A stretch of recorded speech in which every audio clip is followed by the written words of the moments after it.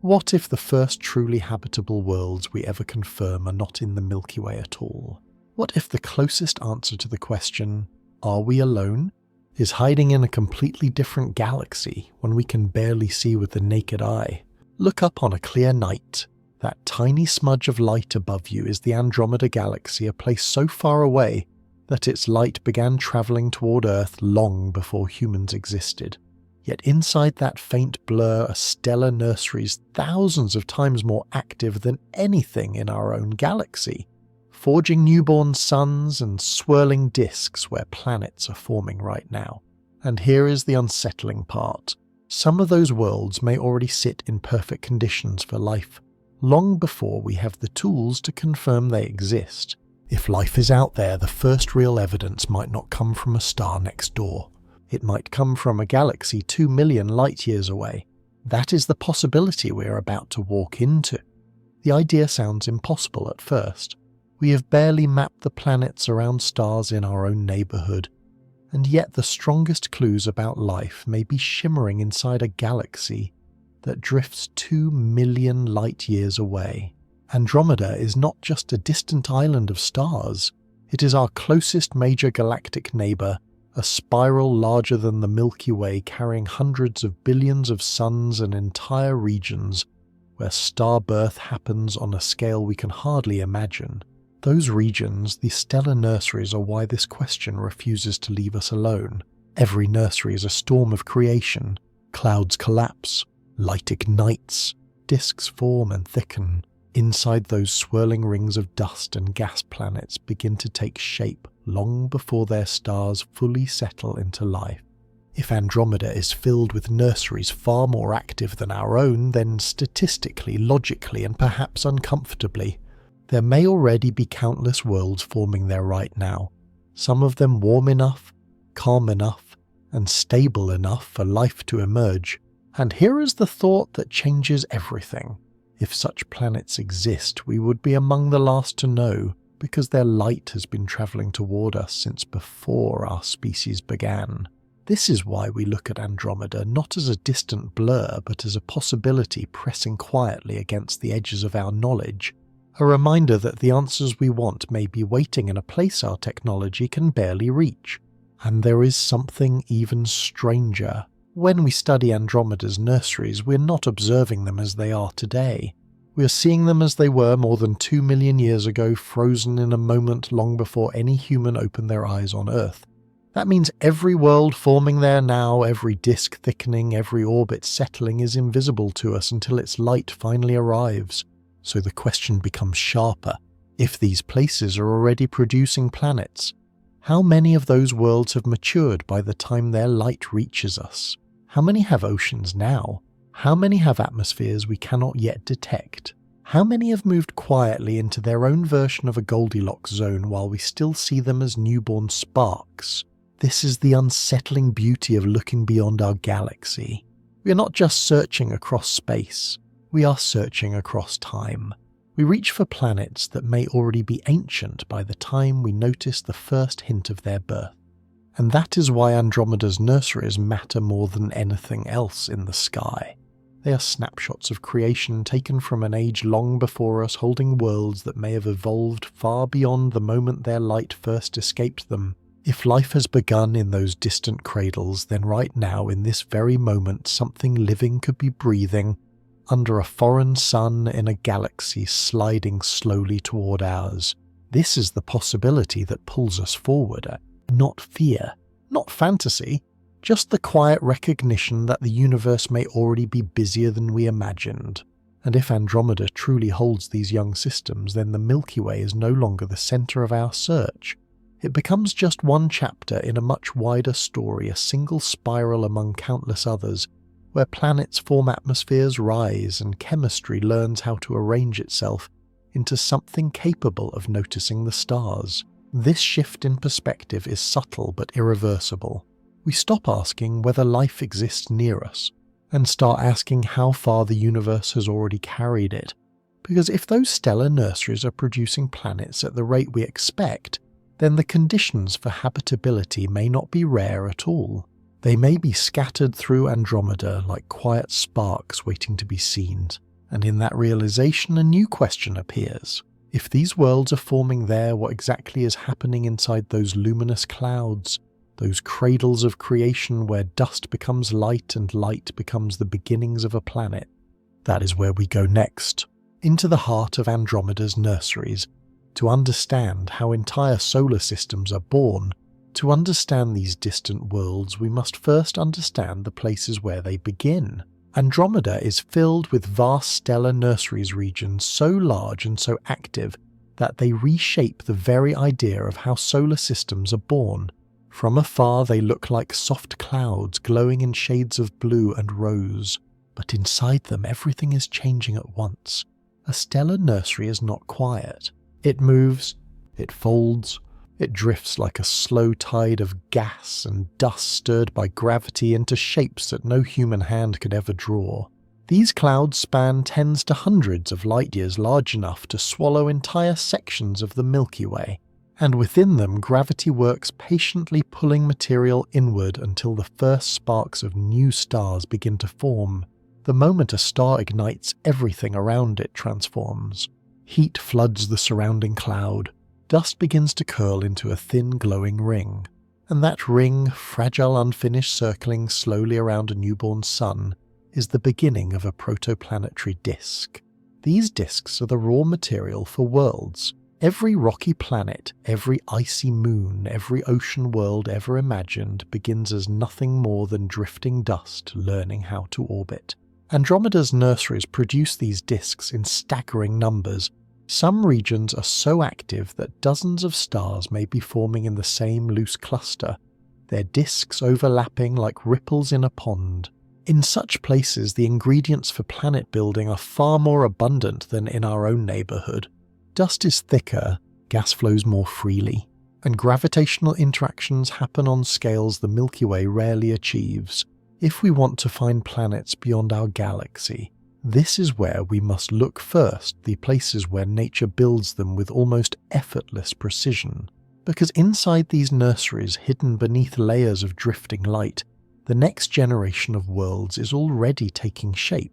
But the true wonder of these nurseries is not their size, it is the rhythm inside them. Stars are born in waves, not in isolation, each generation shaping the next. A massive star forms floods the region with radiation, and carves tunnels through the cloud. Those tunnels compress nearby gas, triggering new collapses, new stars, new disks. Creation accelerates. One birth leads to another, and the cycle continues like a slow cosmic heartbeat. Inside these shifting clouds, protoplanetary disks begin to thicken. At first they are nothing more than faint swirls of dust circling a star too young to shine steadily. But over time, dust grains collide, cling and grow. Pebbles become boulders. Boulders become mountains. Mountains learn how to orbit without tearing themselves apart. This is how worlds begin, through countless gentle impacts inside a disk that moves like a soft, glowing river. Andromeda's most active nurseries contain hundreds of these disks at once.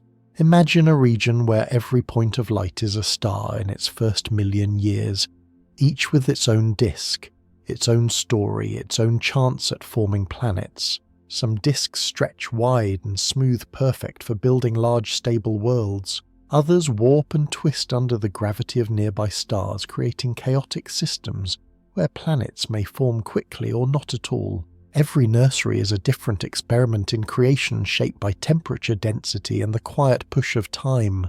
What makes Andromeda truly remarkable is its diversity. Some nurseries are calm and cold, perfect for birthing long-lived stars like our Sun. Others burn hotter, forming stars that live bright and fast, illuminating the gas around them like lanterns in a fog. The variation is enormous, and with it comes a wide range of potential planetary systems. If we could drift inside one of these nurseries, we would see disks at every stage of life. Some barely formed, thin as whispers. Some thick and well-defined, already sculpting the orbits of future planets. Some glowing as their young stars clear gaps through the dust, the first sign that a world is beginning to claim its place. These are the cradles of Andromeda, and if planets exist beyond the Milky Way, they almost certainly begin here. And there is one more detail that makes these nurseries impossible to ignore. In regions where dozens of young stars grow together, their disks sometimes align, shaped by the same flows of gas that sculpt the cloud itself. When disks align, their planets may form along similar paths. Entire families of worlds could emerge from a single shared motion, siblings born in the same cosmic tide. That means Andromeda is not just producing planets, it is producing systems, patterns, architectures that repeat across clusters large enough to reshape our idea of what a typical planetary system looks like. If we ever confirm worlds beyond our galaxy, they will almost certainly come from places like this, where nature builds planets in vast numbers, guided by forces that have shaped galaxies since the beginning. These nurseries are not chaotic clouds. They are engines steady and ancient, crafting the raw material of future skies. And knowing that leads us to the next challenge. It is one thing to understand where these worlds form. It is another to figure out how to find them when they lie 2 million light years away. That is the puzzle waiting for us now. How do we detect entire planetary systems in another galaxy using nothing but the faintest traces of starlight? Finding planets inside our own galaxy is already difficult. Finding them in Andromeda is something else entirely.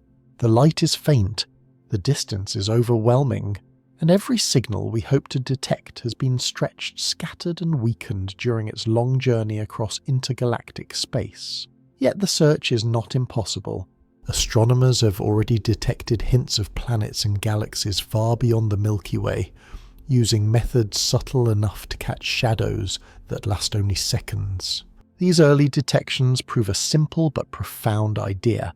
Even across millions of light years, planets leave fingerprints.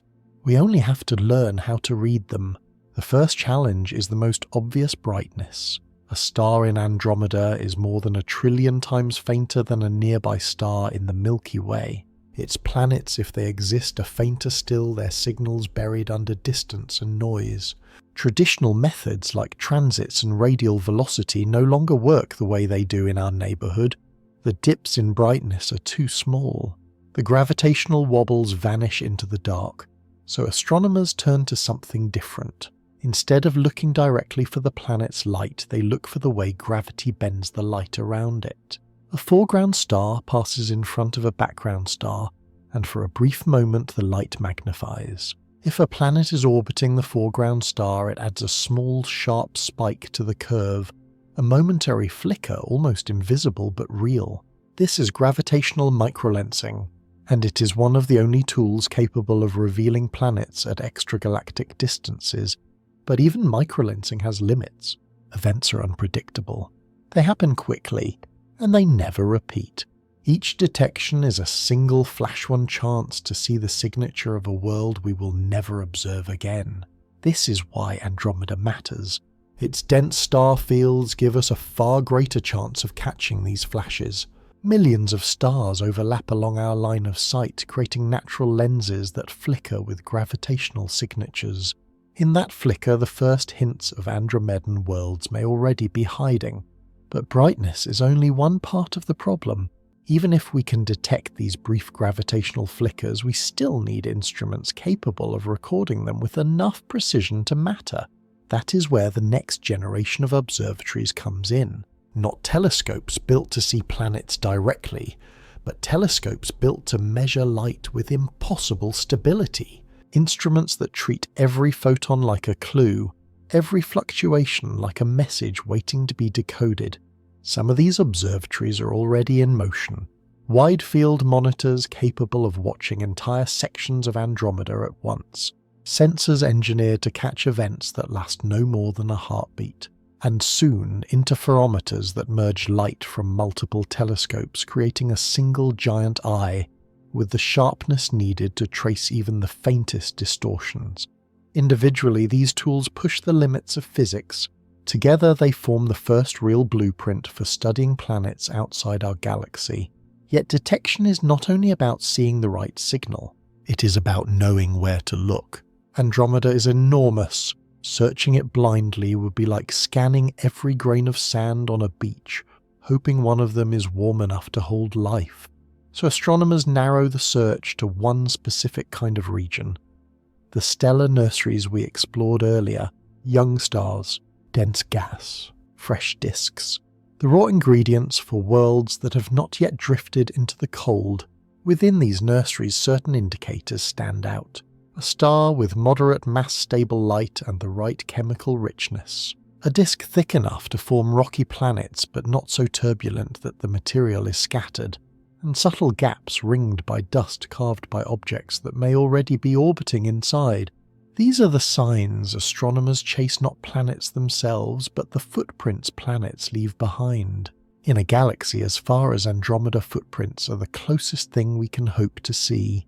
But even faint clues can reshape an entire search, because each signal points to a location worth watching again. And once a region becomes worth watching, it becomes part of a long-term map, a guide to places where worlds are most likely to emerge. And as these maps grow, a pattern begins to appear. Certain pockets inside Andromeda light up with more promising signals than others. Some regions show disk structures that hint at quiet, stable formation.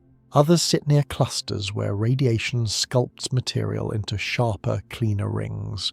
Each of these zones could become the birthplace of planets we will never see directly, but whose presence can still be traced through the light they disturb. And that is the strange part.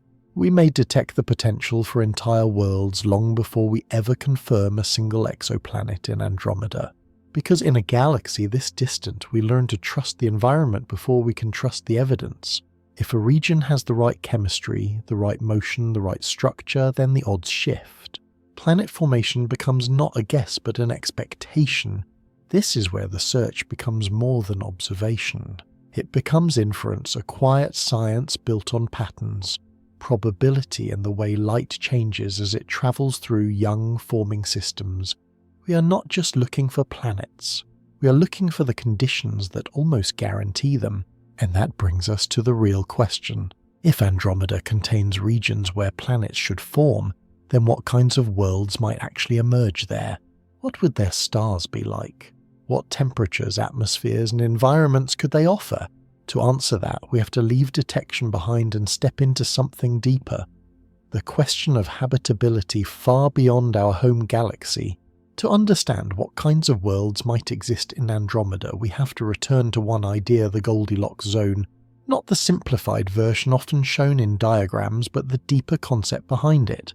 A region where temperature, radiation, and stellar behavior create conditions stable enough for liquid water to persist. On Earth, this balance seems ordinary. Across the universe, it is anything but. Now imagine applying that idea to another galaxy. Andromeda is home to hundreds of billions of stars each with its own chemistry, its own age, its own quirks. Some burn hotter than the sun, flooding their surroundings with harsh ultraviolet light. Some burn cooler, casting dim amber glows that warm their planets slowly over time. And in its star-forming regions, these stars emerge in clusters, communities of siblings born from the same cloud. Habitability here is shaped not only by distance but by environment. A world orbiting a sun-like star in Andromeda's calmer regions might look surprisingly familiar. A steady day-night cycle, moderate radiation, long periods of stability. But inside its denser clusters, the story changes. Stars form close together, their radiation overlaps, their gravitational pull shifts, orbits over millions of years. Any planet here must survive a far more dynamic neighborhood, one that can nurture life or erase it depending on timing and luck. Metallicity also matters. Planets need heavy elements to form oxygen, silicon, iron, the ingredients that build rocky surfaces and atmospheres. Andromeda's nurseries vary widely in metallicity, with some richer than our own and others still catching up. In regions rich with these elements, rocky worlds could emerge, quickly thickening their crusts before their stars fully settle. In metal-poor regions, giant gas planets may dominate, leaving only a few small rocky bodies struggling to gather enough material to grow. And then comes radiation. Young stars shine fiercely, sending out bursts that can strip atmospheres or sterilize surfaces, but in the right balance, not too intense, Not too weak radiation can help shape the chemistry needed for life's earliest steps.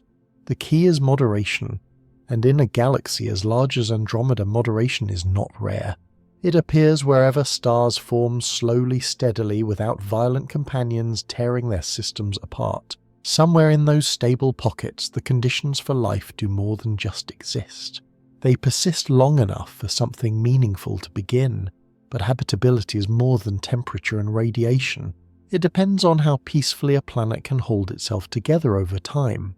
In calmer corners of Andromeda, a rocky world might orbit its star with the same steady rhythm Earth enjoys year after year, season after season, long enough for complex chemistry to take root.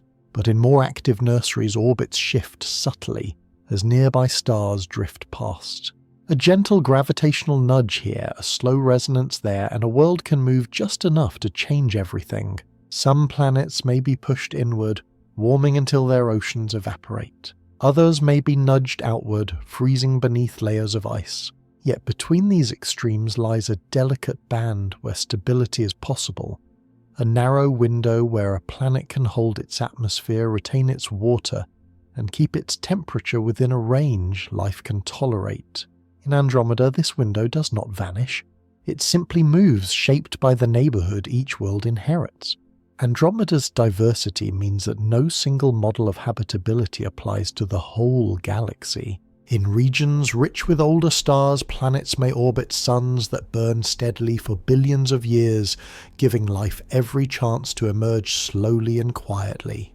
In younger clusters, life, if it forms at all, may need to evolve quickly, adapting to intense light, shifting climates, and restless skies. But even in these challenging places, stability can appear in unexpected pockets, sheltered by geometry and timing. Consider the disks that form around stars in dense environments. Radiation from nearby giants may carve gaps through the dust, but those gaps can protect forming planets, shaping their orbits into stable lanes. A world born inside such a lane might spend billions of years in relative calm, shielded by the very forces that once threatened it. In Andromeda, chaos and stability coexist, interwoven into patterns that vary from cluster to cluster, and this variation is exactly why Andromeda cannot be ignored. Where there are many types of stars, there are many types of worlds. Where there are many types of worlds, there are many ways for habitability to emerge. Even if only a small fraction of these worlds fall into the right conditions, the sheer scale of Andromeda means the number could still be extraordinary. If life needs warmth, there are stars that offer it. If life needs time, there are systems that provide it. And if life needs chance, the unpredictable ingredient in every cosmic recipe, then Andromeda gives it not once but countless times. And this is the quiet truth that rises from every nursery, every disk, every cluster we have traced so far. Andromeda is not offering us a single model of habitability. It is offering us an entire spectrum stretching from calm, sun-like systems to volatile regions where life would need resilience just to survive. The question is no longer whether conditions exist there. They do. The real question is how many of those conditions have already lasted long enough for something living to take hold. Because stability does not have to be perfect. It only has to persist long enough for chemistry to organize itself, for water to stay liquid, for a world to settle into a rhythm that lets complexity grow. In a galaxy as large and varied as Andromeda, that kind of persistence is almost inevitable. And if even a handful of worlds have held their balance for millions of years, then the possibility of life becomes more than speculation. It becomes a quiet, statistical expectation, one carried on the light that reaches us from a past older than our species. But expectation is not confirmation. To move from possibility to discovery, we must ask one more question. If these worlds exist, how will we ever find them? How do we design missions capable of studying planets in a galaxy that will not reach us for billions of years? The answer lies not in the present, but in the future. A future where new observatories, new surveys, and new technologies allow us to turn Andromeda from a distant blur into a place we can study with intent. the search for worlds in Andromeda cannot rely on the tools we use today. Our telescopes are powerful, but they were never built for distances measured in millions of light years. To truly study planets in another galaxy, we need instruments that do more than capture light. We need instruments that can interpret it, separating the faint patterns of young stars from the even fainter signatures of the worlds forming around them. The next generation of observatories is already beginning to take shape. Some are designed to watch entire galaxies at once, scanning for microlensing events across star fields so crowded they look like woven fabric. Others push for unprecedented stability, measuring brightness changes so small that they vanish behind the noise of older instruments. And further ahead are concepts that sound almost unreal: telescope arrays spread across thousands of kilometers working together as a single impossibly sharp eye. But perhaps the most ambitious idea is the M31 survey, a long-term observational campaign focused solely on Andromeda's nurseries. Not a one-time snapshot, not a brief experiment, a continuous record, a slow build of data that grows richer every year, revealing subtle changes in disks, gaps, shadows, and gravitational motions. Over time, this survey would create something we've never had before: a living archive of another galaxy's planet-forming regions. With such an archive, astronomers could begin to trace patterns. Which nurseries produce stable stars? Which disks persist the longest? Which environments lead to rocky worlds instead of gas giants? These answers would not come suddenly. They would accumulate layer by layer like sediment forming on the floor of a quiet sea, and in that accumulation the first true hints of Andromedan exoplanets would emerge. Because the future of discovering planets beyond the Milky Way is not about capturing a single perfect image. It is about watching a galaxy breathe over time. But data alone is not enough. To understand planets in Andromeda, we also need to decode the faint chemical signatures carried in its light.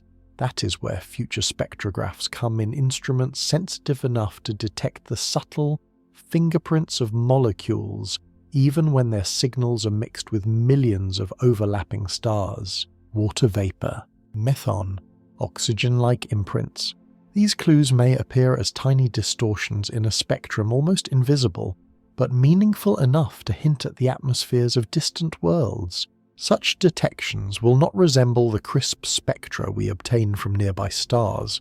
They will be softer, noisier, layered with uncertainties, but with patience and repetition, patterns will emerge. If a region consistently shows chemical hints associated with forming atmospheres, then the chances of rocky planets increase. If those hints persist over decades of observations, then the case for habitability becomes stronger even without direct imaging.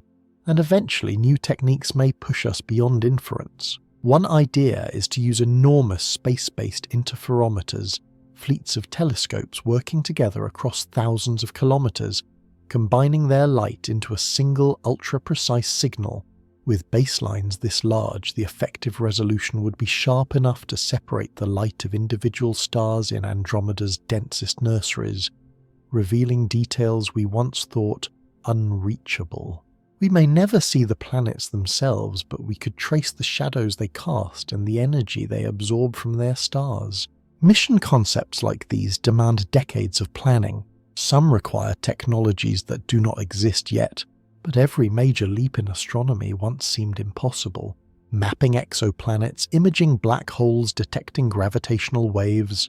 Each breakthrough began as an idea that felt too ambitious until the tools finally caught up. And the same path will unfold for extragalactic planets, because in the long view distance is not the barrier it appears to be. Time is, and the more time we spend studying Andromeda, the more the galaxy reveals. Step by step, signal by signal, we move closer to answering a question that reaches far beyond the Milky Way. And when all these efforts converge, the long surveys, the precise spectrographs, the massive interferometers, a new kind of astronomy begins to take shape.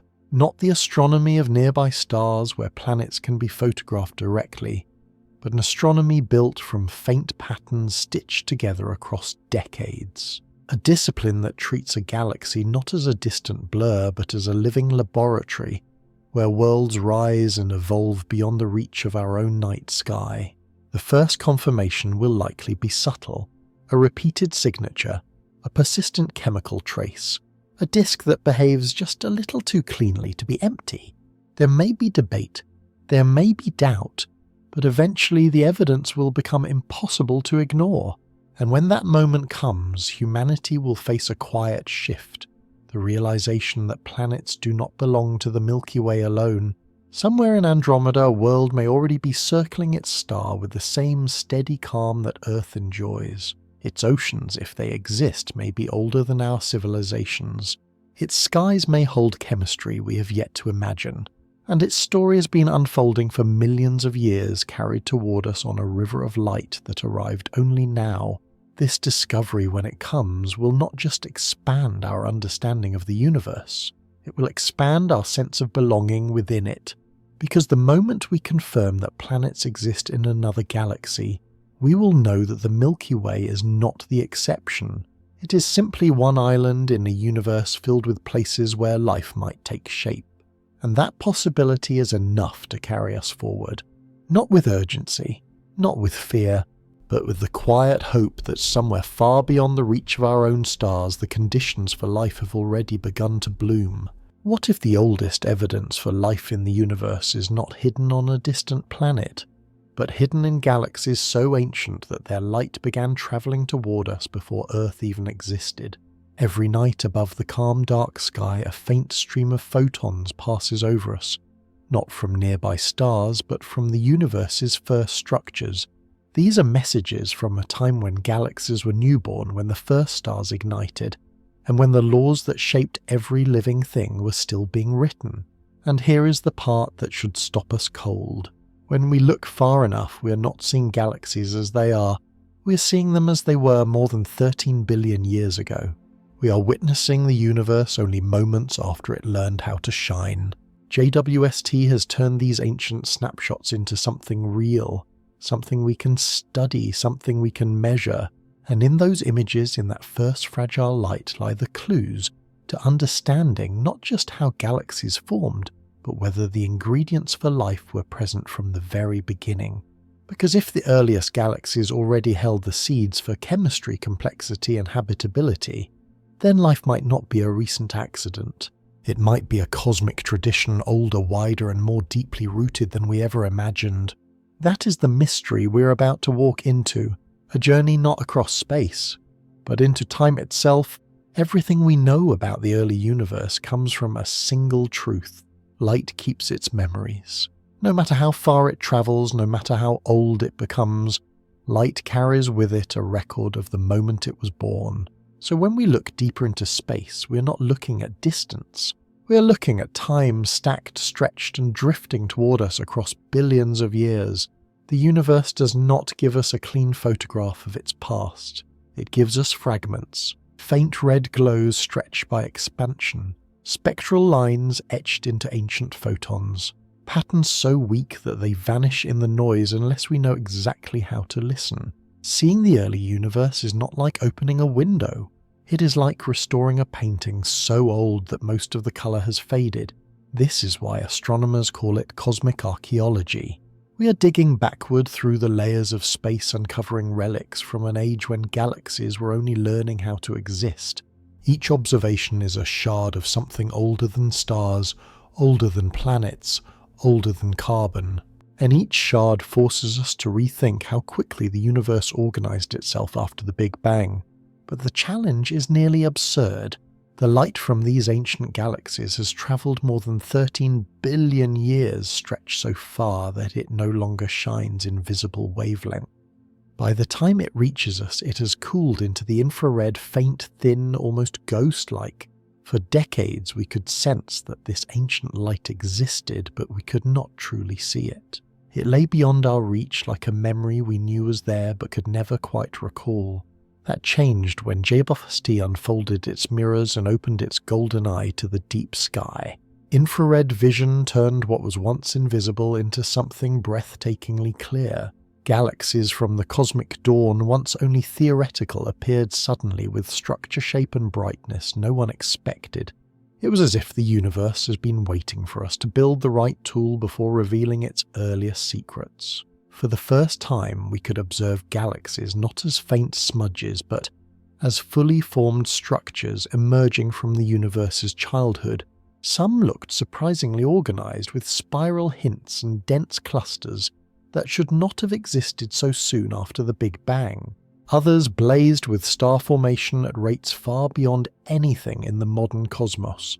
The early universe was no longer a theoretical sketch. It was a place real, crowded, and far more dynamic than we ever imagined. But the deeper we looked, the stranger the discoveries became. Galaxies that should have been tiny appeared massive. Systems that should have been dim glowed with unexpected intensity. Even the smallest fragments seemed too mature for their age, as if the universe had rushed through its first steps with impossible speed. The cosmic dawn was not a gentle beginning, it was a sudden ignition, and with each new image JWST pushed that dawn further back. 13 billion years, 13.2, 13.4, every refinement peeled away another layer of time, revealing galaxies that formed so early they challenged the timelines built into our standard models.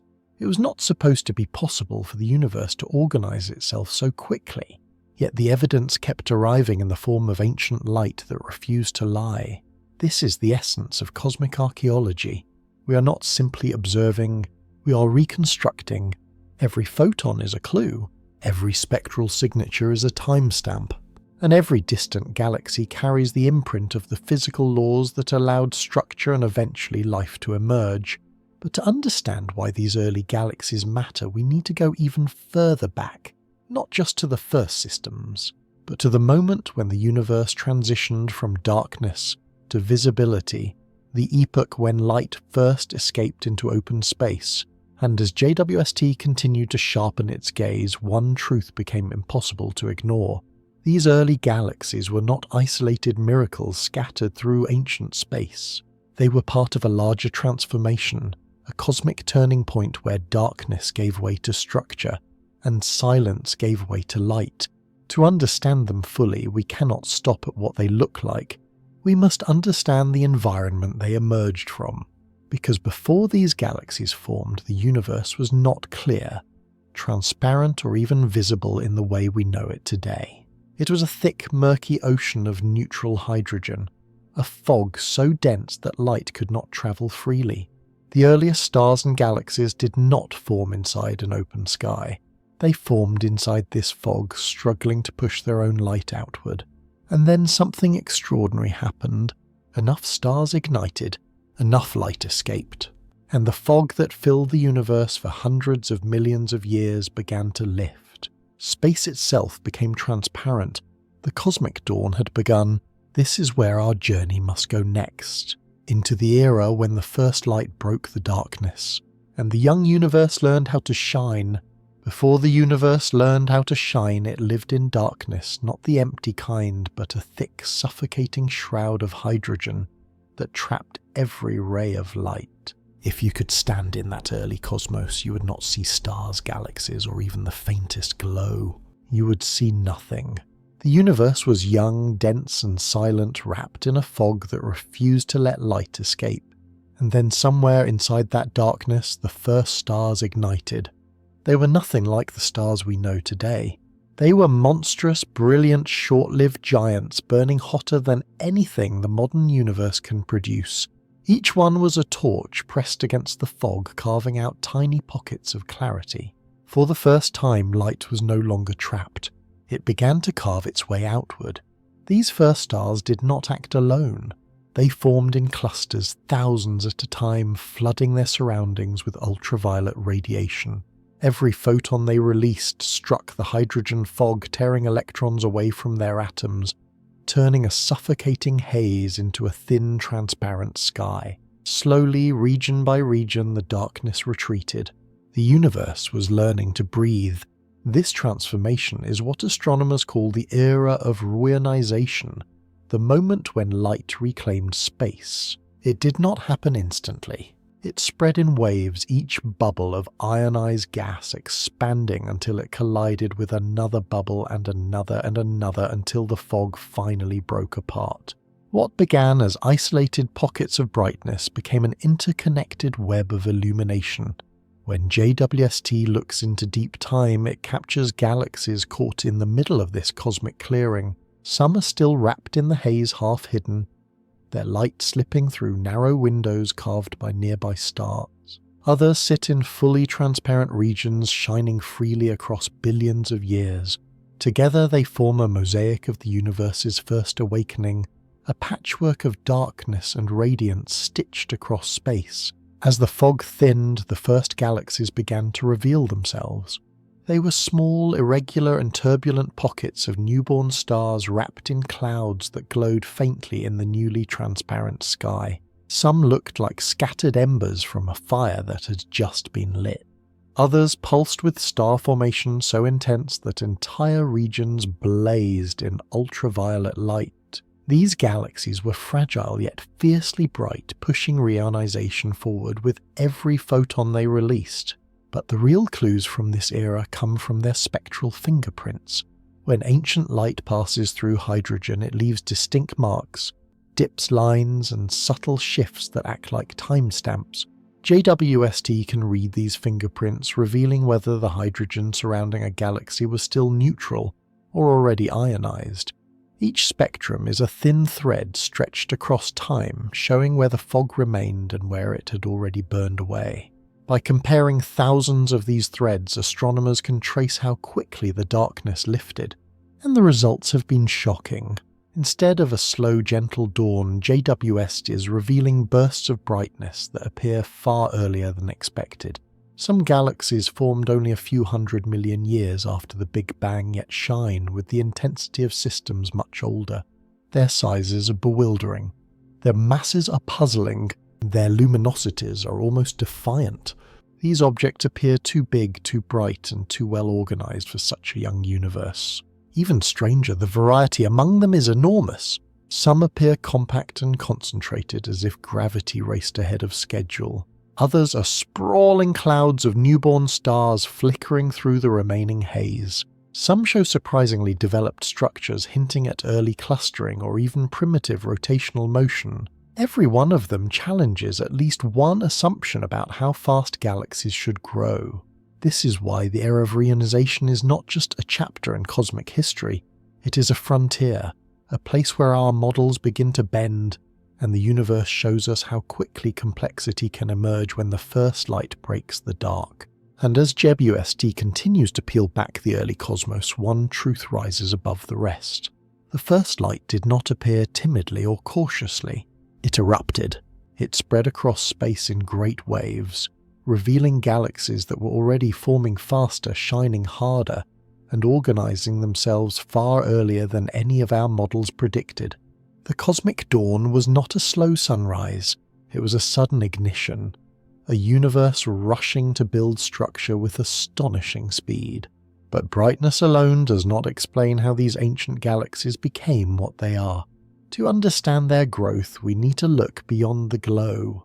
We need to trace the material that fueled them, the collisions that shaped them, and the chaotic environments where they were assembled, grain by grain, star by star. Because once the fog cleared, the real work began. Galaxies started merging, collapsing, spinning, and stretching into forms that would one day fill the modern universe. They were raw, unrefined, and unpredictable, yet somehow already capable of extraordinary complexity. To understand that transformation, we must step from the first light into the first structures, and follow the building blocks that turned scattered dust into cosmic giants. Once the first light pushed back the cosmic fog, the universe revealed something unexpected. A landscape filled not with finished galaxies, but with their raw ingredients. These were the proto-galaxies, the earliest foundations of everything that would eventually become spirals, clusters, and vast cosmic cities. This is small, chaotic, and constantly in motion. Their stars were young, their gas was turbulent, and their shapes shifted like glowing clouds caught in a restless tide. A proto-galaxy was not a peaceful place. Gravity pulled in every direction at once. Gas collapsed into dense pockets. Star formation surged in violent bursts. Whole regions brightened as dozens of new suns ignited only to darken again as massive stars lived fast and died young. The early universe was alive with creation and destruction happening side by side, each feeding the other. But the most defining feature of proto-galaxies was how rarely they stayed alone. The universe was smaller, then more compact, more crowded. Galaxies drifted close enough for their gravity to intertwine, tugging each other into mergers that reshaped their structure entirely. Two small systems would approach, collide, and fuse into one, igniting even greater waves of star formation. In this era, growth was not gentle. It happened through impact collision and the relentless pull of gravity. These mergers created environments rich in energy and dense in material. Gas clouds were compressed until they collapsed into new star clusters. Dust was recycled from generation to generation, thickening with every stellar death. And in the middle of this frenzy, the earliest heavy elements began to accumulate oxygen. Carbon silicon forged in the hearts of massive stars that burned themselves out in only a few million years. These elements were the seeds of planets, atmospheres, and chemistry, far more complex than the primordial hydrogen that filled the cosmos at birth. By the time the universe reached its first billion years, some proto-galaxies had already grown into surprisingly massive systems. They were still rough around the edges, their shapes uneven and unstable, but their cores glowed intensely. Something was helping them grow faster than expected. Something powerful concentrated sitting at their centers like a gravitational anchor.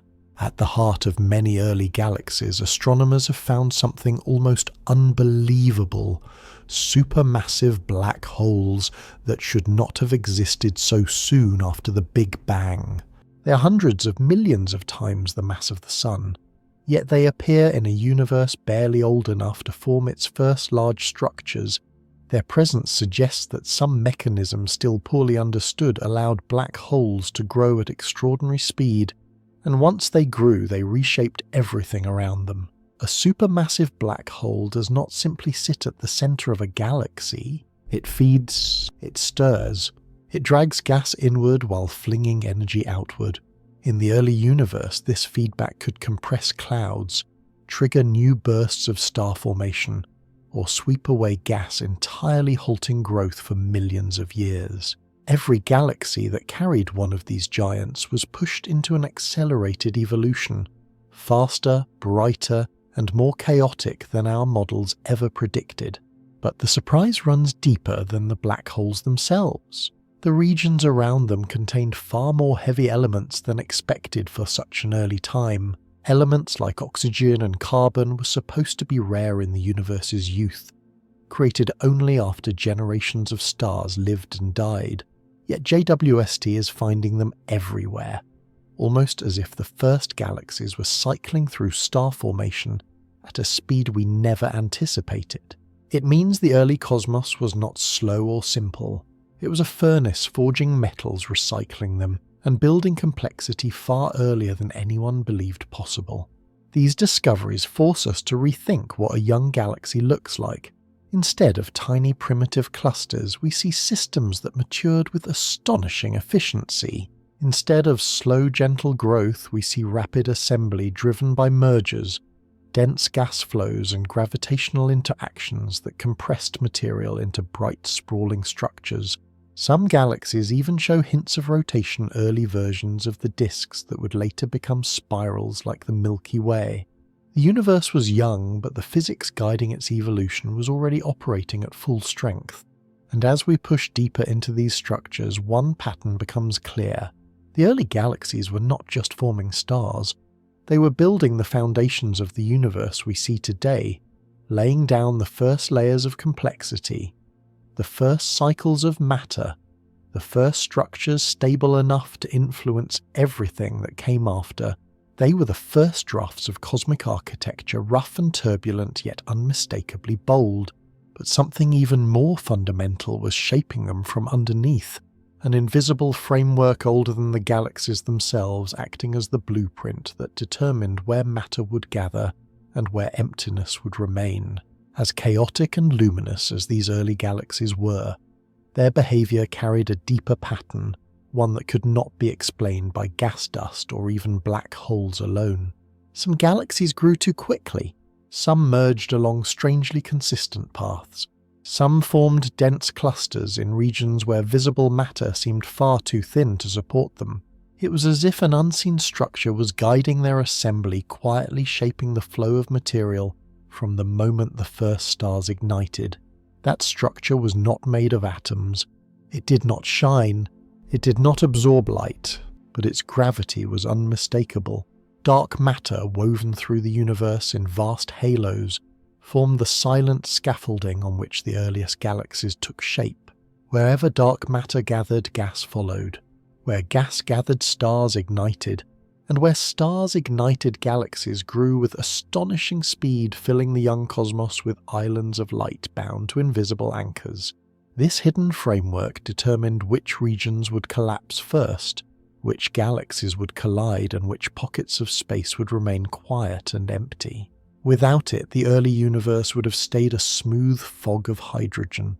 With it, structure emerged almost immediately, creating the cosmic web that still defines the large-scale universe today. To understand the ancient galaxies fully, we now have to look beneath the light into the shadows and forces that shaped them long before they ever became visible.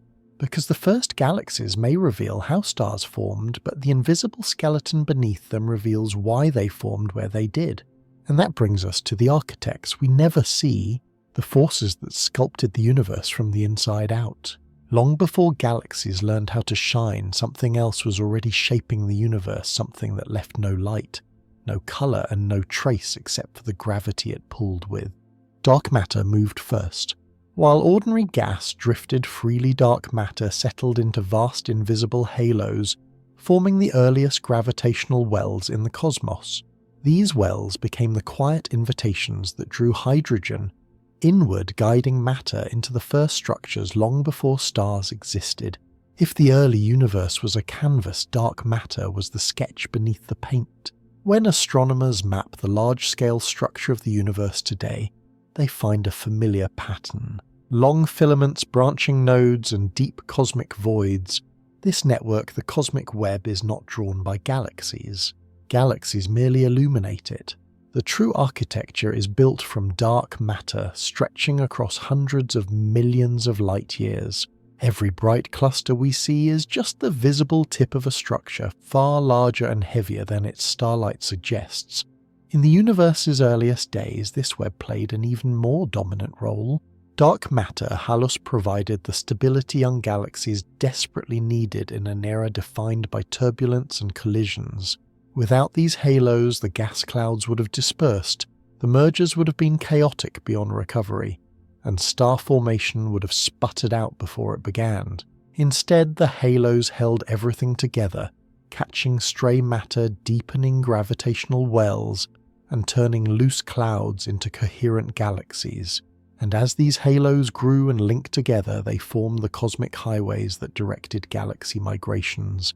Early systems did not drift randomly. They followed the contours of the dark matter beneath them, flowing like sparks along invisible currents. It was this hidden guidance that made the early universe feel organized despite its youth, a choreography written in gravity rather than light. Yet as dark matter sculpted structure, another force was already beginning to push against it, a force far more elusive, a force that did not gather matter but spread space itself. Dark energy. The quiet acceleration shaping the expansion of the universe from its earliest moments. Dark energy works in a way that defies intuition. Unlike gravity, it does not pull or gather. It stretches. It expands the very fabric of space, increasing the distance between galaxies even if no force pushes them apart. In the early universe, this expansion was gentle, almost imperceptible compared to the violent clustering driven by dark matter. But it was always there, a quiet counterbalance shaping the pace at which cosmic structure unfolded. As the first galaxies formed, dark energy influenced how quickly regions moved away from one another. Where dark matter pulled matter into dense knots, dark energy widened the gaps between those knots. This interplay created the rhythm of cosmic growth, contraction on small scales, expansion on large scales. Even in the universe's youth, long before dark energy dominated, its subtle push ensured that galaxies did not collapse into a single colossal structure. It maintained separation, giving each cluster room to evolve. Over time, this delicate balance created the large-scale geometry we observe today. Galaxies settled into filaments and sheets separated by immense voids, where dark energy's influence grew stronger. These voids expanded faster than the dense regions, stretching the cosmic web into the pattern we now trace across billions of light years. The early universe was not uniform. It was sculpted by the tension between dark matter's pull and dark energy's push, a cosmic tug-of-war where both sides quietly shaped destiny. And inside this framework, the first galaxies matured in ways we're only beginning to understand. Some regions collapsed quickly, forming bright, energetic clusters. Others grew slowly, stretched thin by expansion before they could accumulate enough gas. The architecture of the ancient cosmos was not random. It was engineered by invisible forces whose fingerprints remain etched in the distribution of galaxies across the sky. To truly uncover life's potential in the universe's dawn, we must understand not just the galaxies themselves, but the unseen stage upon which they evolved, because dark matter and dark energy did more than shape structure. They defined the environments where chemistry could flourish, where stars could survive, and where complexity could begin its slow climb. When we step back and look at the early universe through this lens, a remarkable picture emerges. The first galaxies were not accidents of chance. They were guided, shaped by the gravity of dark matter halos that gathered the raw material for stars and spaced by dark energy that pulled the universe outward just fast enough to keep structure from collapsing into chaos. One force built, the other balanced. Together they created the stable pockets where complexity could take root. This delicate choreography determined which regions would ignite with stars which would remain quiet and which would evolve into environments capable of nurturing the first elements essential for planets and eventually life. Long before chemistry began its climb toward biology, long before galaxies learned how to shine fully, the universe had already laid down the blueprint. An invisible architecture set the stage for everything that would follow. And even now, billions of years later, those early decisions echo across the cosmos. The shapes of modern galaxies, the clusters we map, the voids we drift through, all of them trace back to the interplay of forces we can feel but cannot see. To understand our origins, we cannot ignore these unseen architects. They are the reason structure emerged at all. But a blueprint is not a story. It is only the beginning. To uncover the deeper mysteries of the universe's dawn, the puzzles that still defy our theories, and the discoveries waiting beyond JWST's reach, we must turn to the unanswered questions that linger at the edge of our understanding, and that is where we go next. Into the primordial puzzles that still guard the universe's earliest secrets. Even with the clarity JWST has provided, the universe's dawn remains filled with puzzles, gaps in our understanding that sit like shadows around the brightest discoveries. We can see when the first galaxies formed and we can trace how quickly they grew, but the underlying reasons for their speed, their structure and their unexpected maturity still elude us. The ancient cosmos does not feel like a slow beginning. It feels like a system already poised for rapid complexity, as if something in its earliest moments set the conditions perfectly in place. One of the most striking puzzles is the universe's smoothness. Across vast regions, matter is distributed with remarkable uniformity, too uniform for a cosmos born from violent expansion. Tiny fluctuations seeded the first galaxies, but why those fluctuations had just the right magnitude is still a mystery. If they'd been slightly smaller, galaxies might never have formed. Slightly larger and the universe could have collapsed into dense clumps before stars had time to shine. Another unanswered question lies in the timing. The earliest galaxies seem to appear too soon, too bright and too developed for the age of the universe in which we find them. Either our models need revision, or the universe followed a path we've not yet imagined, one where star formation ignited with extraordinary efficiency. The first billion years still feel compressed, filled with events happening faster than theory allows. And then there are the seeds of black holes. How did objects weighing millions of suns emerge in a universe that had barely begun its chemical evolution? Did they grow from massive collapses of the first stars, or from dense clouds collapsing directly under gravity without forming stars at all?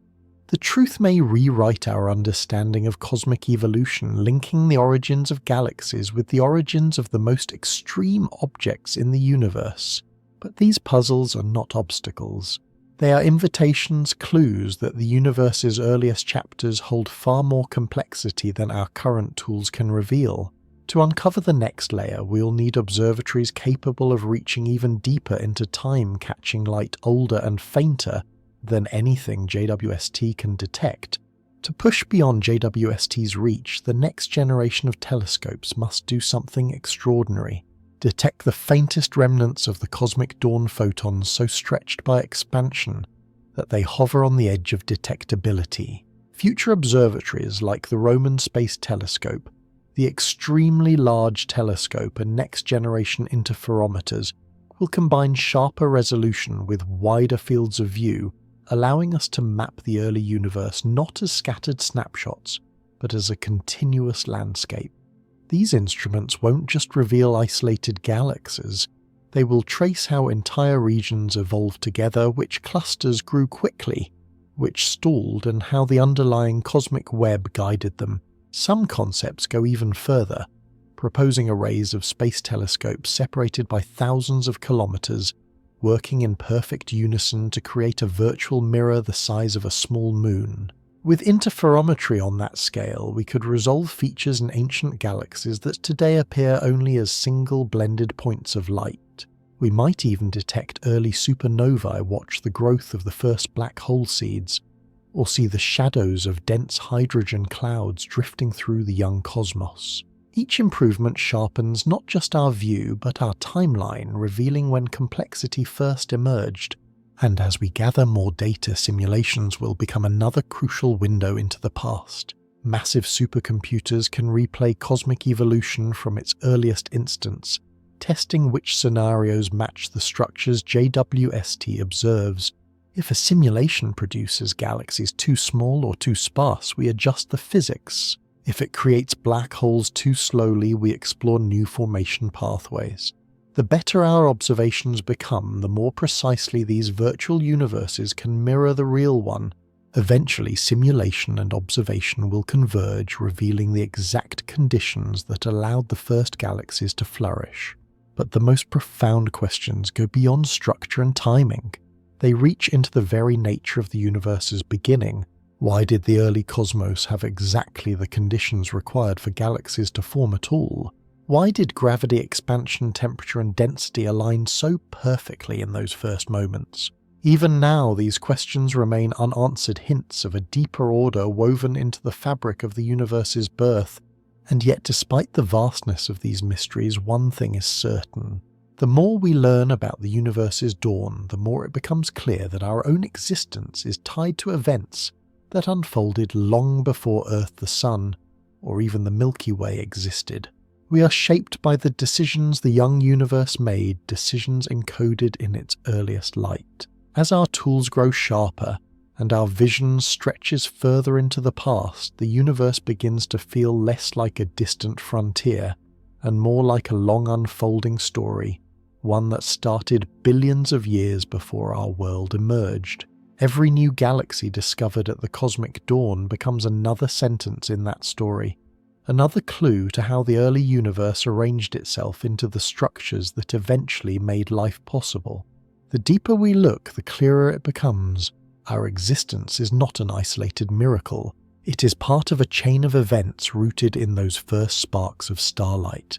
Understanding these ancient galaxies is more than a scientific pursuit.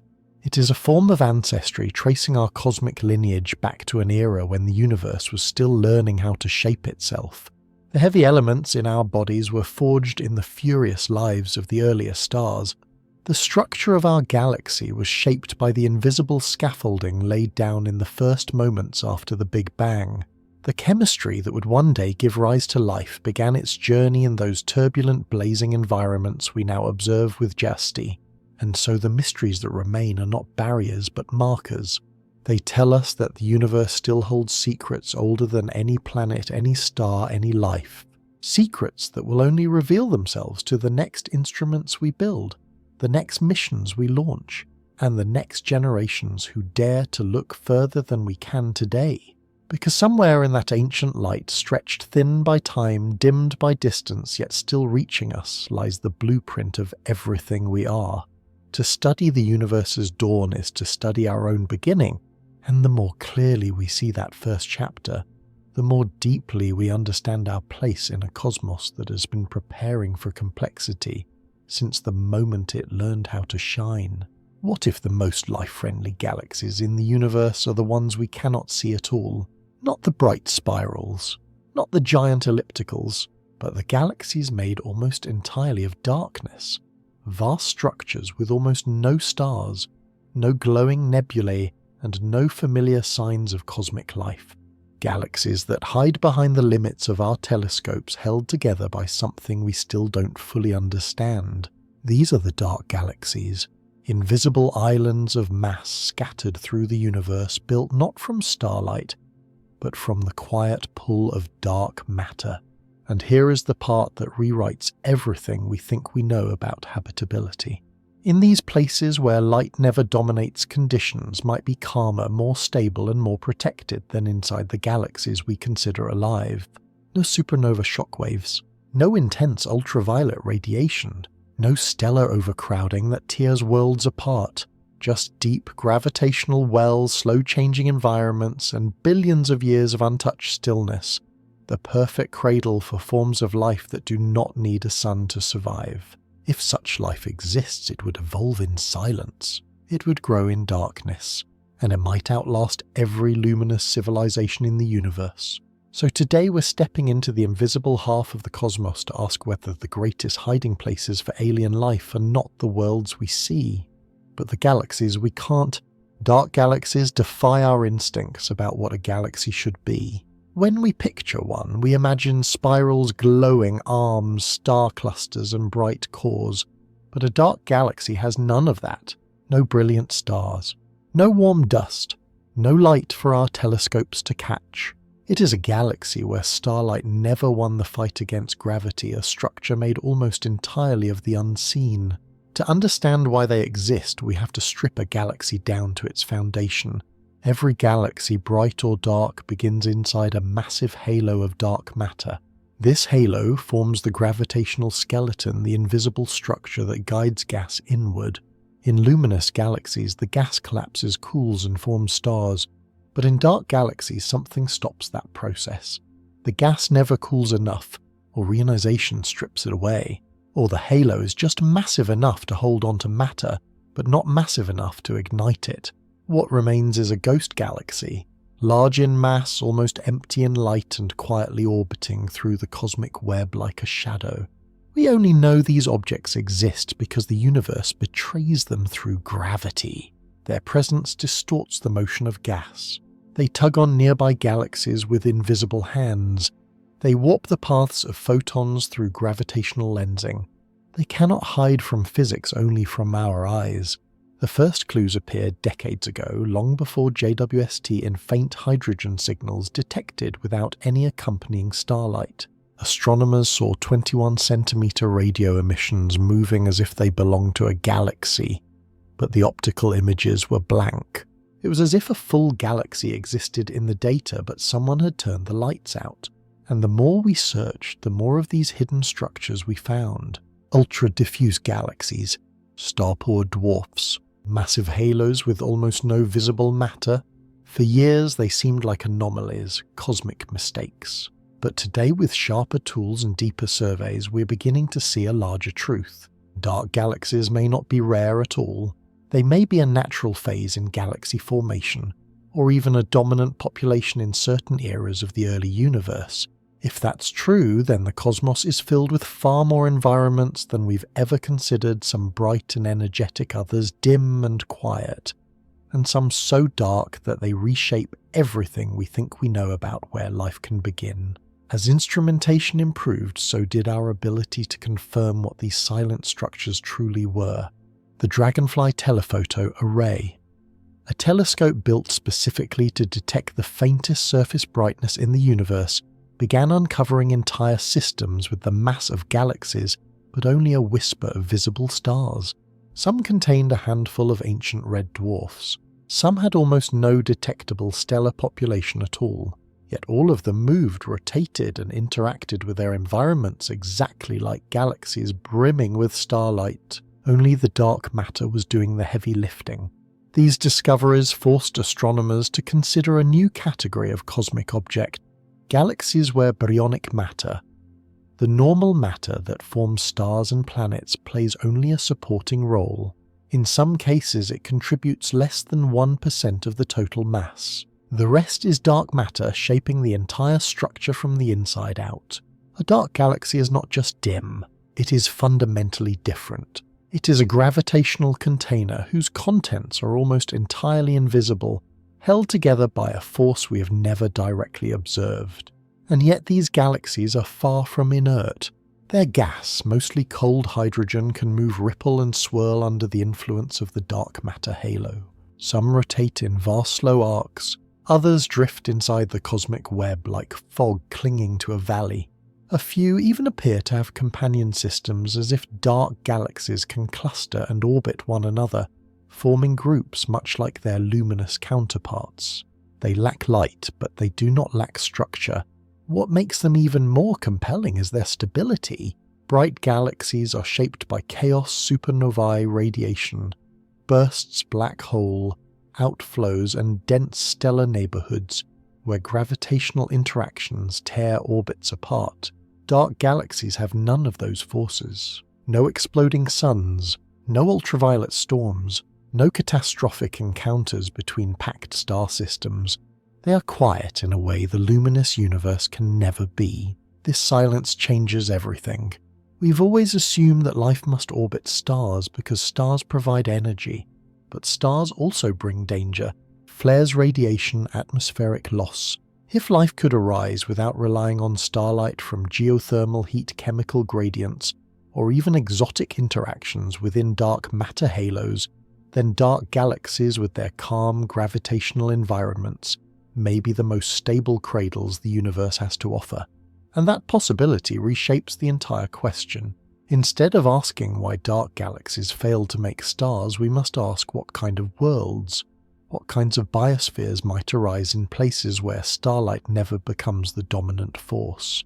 The more we uncover these silent structures, the more they challenge our assumptions about what a galaxy must be. If starlight is not required, if chaos is not inevitable, and if stability can exist without illumination, then dark galaxies represent an entirely different chapter of cosmic evolution, one we've barely begun to read.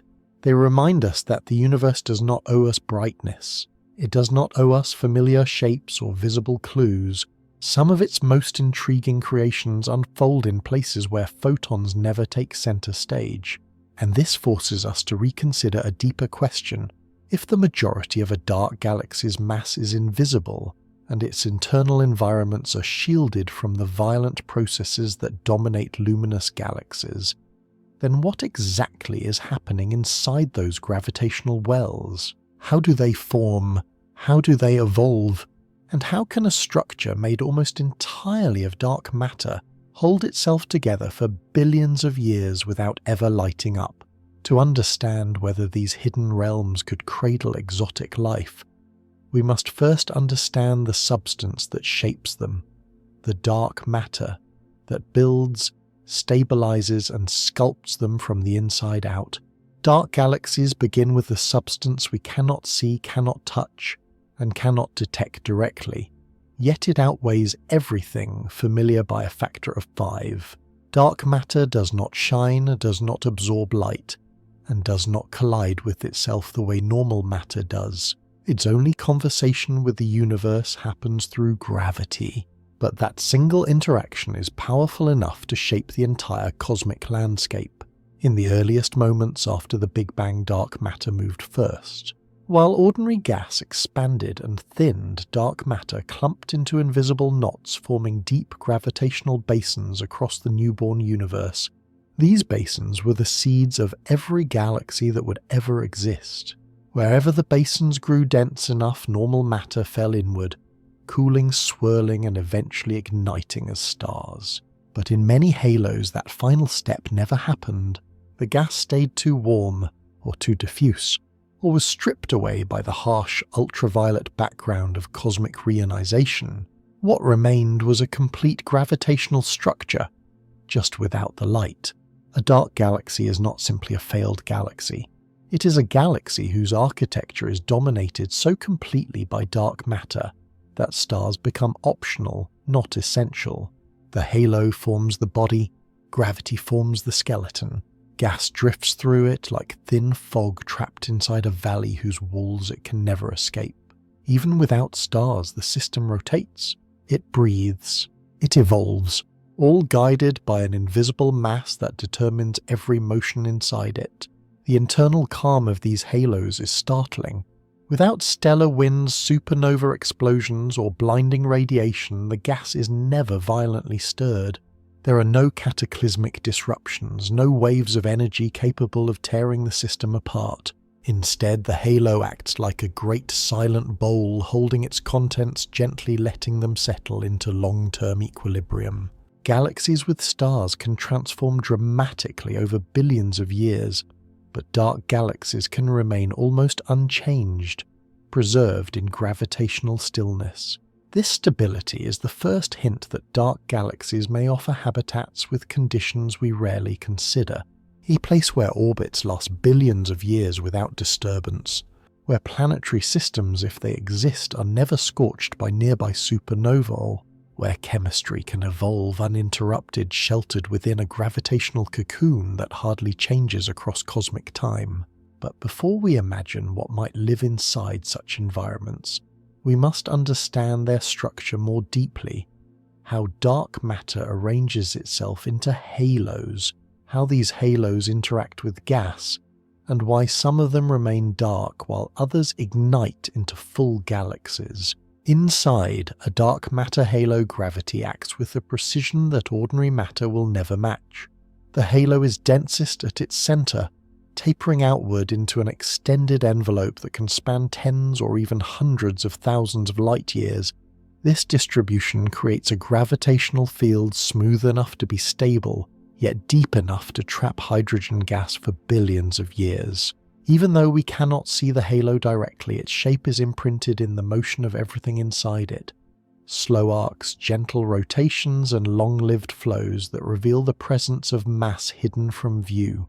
The key difference between a luminous galaxy and a dark galaxy lies in the gas's ability to cool. To form stars, gas must shed heat until it becomes dense enough to collapse. But in many dark galaxies, the gas never crosses that threshold. Reionization in the early universe heated hydrogen so thoroughly that small halos couldn't hold on to it. Other halos retained their gas, but the gas remained warm, diffuse, and resistant to collapse. A few might have formed stars once, only to lose them later through tidal stripping, leaving behind a darkened skeleton of what once glowed faintly. This failure to ignite does not mean the halo lacks structure. On the contrary, its dark matter core can be incredibly coherent. Simulations show that such halos can form nested shells, central cusps, or flat extended cores depending on their formation history. These shapes determine how the trapped gas behaves. Some halos keep the gas spread thin, others compress it into slowly drifting clouds. A rare few create regions of slightly higher density that might, under the right conditions, host faint star clusters, or even solitary red dwarfs hidden deep in the darkness. What is striking is how long these systems can endure. In a bright galaxy, star formation violently reshapes gas distribution, while supernova inject energy into the medium and black holes stir the core. Dark galaxies skip these phases entirely. With no stellar engines, they avoid the feedback cycles that churn luminous galaxies into constant motion. Their gas is colder, quieter, and far less likely to be ejected into intergalactic space. This creates a long-term stability that is almost unheard of in the bright universe. Some dark galaxies may have existed since the cosmic dawn, surviving unaltered for more than 13 billion years. Their halos orbit silently within the cosmic web, interacting only through gravity, drifting through voids and filaments without ever lighting up. They are relics, ancient gravitational fossils that preserve the early universe's conditions in near-perfect isolation. If such systems can cradle matter with this degree of gentleness, then the next question becomes far more provocative. Could they cradle worlds as well? The more we map these invisible structures, the more their quiet persistence stands out. While bright galaxies blaze, collide, and reshape themselves across billions of years, dark galaxies drift through cosmic time with almost no internal upheaval. Their halos remain intact. Their gas moves slowly. Their gravitational rhythm barely changes from one era of the universe to the next. They are cosmic sanctuaries, places where matter is sheltered from the violent events that dominate the luminous sky. This stillness raises a provocative possibility. If planets can exist in or around these halos, whether as faintly orbiting worlds around hidden red dwarfs, or as rogue planets captured by the halo's gravity, they would experience a stability unmatched in any bright galaxy. No supernova shock fronts, no intense ultraviolet storms, no dense clusters tugging orbits off course, just a deep, steady gravitational well and environment protected from nearly all high-energy hazards. We are used to thinking of light as the essential ingredient for life, but light is also chaos. It burns, it blasts atmospheres away, it destabilizes everything around it. In a dark galaxy, those dangers vanish, leaving behind conditions that are in some ways more forgiving than the bright universe we see. And that leads us to the central question of this exploration. In a cosmos where darkness can be more stable than light, could life emerge in places no star has ever illuminated? To find out, we step into the heart of this mystery. The search for habitability inside galaxies made almost entirely of darkness. To imagine life inside a dark galaxy, we must first release ourselves from a familiar assumption that starlight is the universal currency of biology. On Earth, nearly every ecosystem traces its energy back to the sun. Light feeds plants, plants feed everything else, and the biosphere blooms in the glow of a nearby star. But sunlight is not life's only path. Even here at home in the deepest oceans and far below the crust, entire ecosystems thrive without a single photon. They live on heat, chemistry, pressure, and gradients, not radiance. A dark galaxy forces us to extend that idea. Without stars to dominate the environment, there are other ways for energy to flow. Planets, if they exist within these halos, could be warmed from within by radioactive decay. Tidal forces inside a deep gravitational well could generate heat just as they do on Europa and Enceladus. Chemical reactions in subsurface oceans could drive metabolism in worlds shrouded by kilometers of ice. The universe already provides multiple examples of life-supporting conditions that require no visible light. A dark galaxy would simply be an extreme case, a whole cosmic region where darkness is the default rather than the exception. If such worlds exist, they would evolve in environments almost perfectly insulated from astrophysical violence. No nearby supernovae stripping atmospheres, no stellar flares sterilizing surfaces, no ionizing radiation sweeping across entire systems. Instead, planetary environments could remain stable for billions of years, with slow-changing conditions that allow chemistry to accumulate, organize, and eventually replicate. In luminous galaxies, change is constant. In dark galaxies, stasis could be the rule, and stability may be more important for life than light ever was. Yet the question of formation lingers. Could planets really exist in such star-poor environments? The answer may lie not in star systems themselves, but in an overlooked population of worlds, the rogues, Planets freed from their parent stars are thought to drift in vast numbers through the galaxy, held loosely by gravity or wandering alone through interstellar space. In a dark galaxy, these wanderers could be drawn into deep halos orbiting silently inside gravitational wells that never change. If even a small fraction of them possess internal oceans or geothermal activity, they could serve as long-lived habitats, microcosms of biology floating inside a cosmic sea of darkness. And this leads to the most intriguing possibility of all, that life inside a dark galaxy would not only be possible, but perhaps more common than we expect precisely because so little happens there to disrupt it. If life were to emerge in a dark galaxy, it would evolve in an environment unlike anything familiar. Without a star dominating the sky, a planet's surface might be locked beneath thick ice shielding its interior from the cold vacuum outside.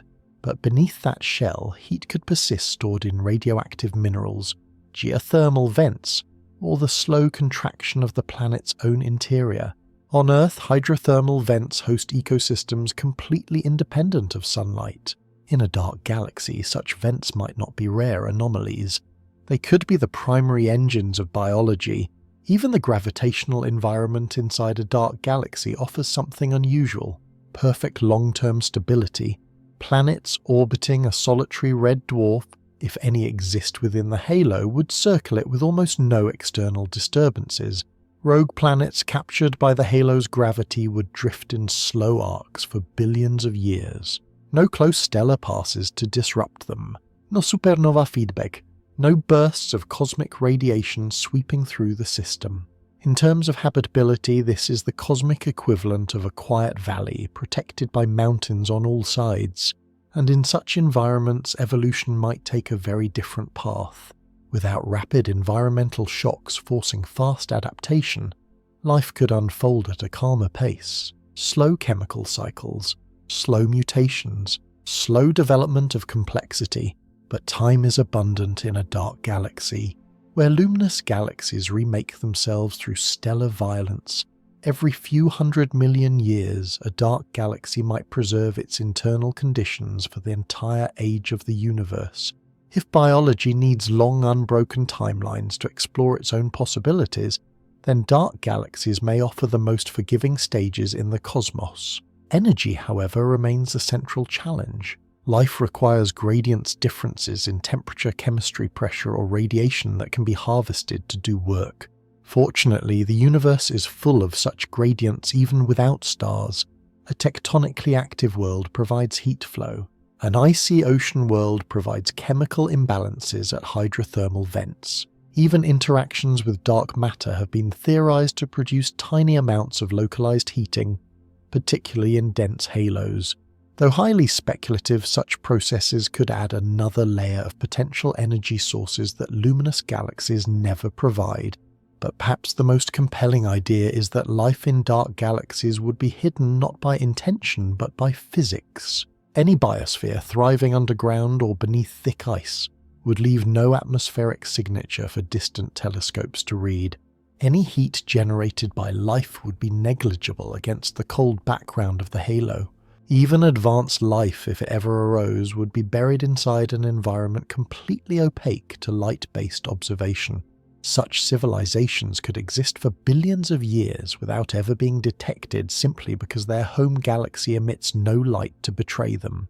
And this leads to a sobering realization. If dark galaxies can host life, then the universe may be filled with habitats we can barely detect, places where biology evolves in silence, shielded from the luminous universe we inhabit. The more we imagine life inside a dark galaxy, the more one truth becomes unavoidable. If biology can take root in places untouched by starlight, then the universe may be far more alive than it appears. Not in the glare of suns or the glow of nebulae, but in the undisturbed quiet between them, inside structures shaped only by gravity and time. In such realms, life would not announce itself through atmospheric signals, surface reflections, or planetary illumination. It would remain concealed by design, hidden beneath ice rock or ocean, protected by the very darkness that defines its home galaxy. This means that entire biospheres could exist without producing a single photon that carries their signature across space. And if evolution proceeds slowly in such stable environments, even complex life could remain biologically modest, leaving no grand technosignatures or detectable traces that stretch into the intergalactic deep. To us they would be ghosts inside ghostly galaxies, present perhaps thriving, yet forever below the threshold of light that our telescopes can see. So the question becomes more difficult and more profound. If dark galaxies can host life that is invisible by nature, how can we ever hope to find them? What tools, what methods, what strategies allow us to study worlds that produce no light at all? To answer that, we must step from biology back into physics, into the art of observing the unobservable. And that is where Block 4 begins, the search for galaxies that do not shine and the challenge of detecting life in places built from darkness itself. Detecting a dark galaxy is one of the hardest tasks in astronomy, because every method we rely on to study the universe begins with light. Stars shine, dust glows, gas radiates. Even black holes reveal themselves through the luminous violence around them. But a dark galaxy does none of this. It offers no optical signature, no ultraviolet flares, no infrared warmth. In the spectrum where telescopes gather nearly all of their information, a dark galaxy is simply absent, and yet it leaves fingerprints. Gravity refuses to stay hidden. Even when a galaxy emits no light, its mass still tugs, bends, and reshapes its surroundings. This is the key. Dark galaxies cannot broadcast their existence, but they can disturb the cosmos around them, and by reading those disturbances we learn they are there. The earliest hints came from hydrogen, the universe's faintest storyteller. In the 21-centimeter radio line, astronomers found clouds of cold hydrogen rotating, as if bound inside massive halos. They behaved exactly like dwarf galaxies, but the optical images were blank. Nothing glowed, nothing shined. All the normal signs of a galaxy were missing. The motion said galaxy, but the light said empty space. This contradiction was the first real proof that dark galaxies might not be theoretical. They were already out there, hiding in plain sight. As technology improved, another clue emerged. Ultra-diffuse structures so faint that they skirt the edge of detectability. The Dragonfly telephoto array, designed specifically to capture low-surface brightness objects, revealed ghostly systems whose stars were too sparse or too dim to shape the galaxy's appearance. Though not fully dark, these discoveries suggested a spectrum from ultra-diffuse galaxies, with a handful of stars to halos that hold none at all. The line between extremely faint and truly dark began to blur. But the most powerful technique does not rely on gas or faint starlight. It relies on the bending of space-time itself. Through gravitational lensing, a massive dark galaxy can distort the appearance of background light, stretching or shearing it in subtle ways. These distortions act like shadows cast by gravity, invisible mass revealing itself by warping the light behind it. It's one of the universe's quiet ironies.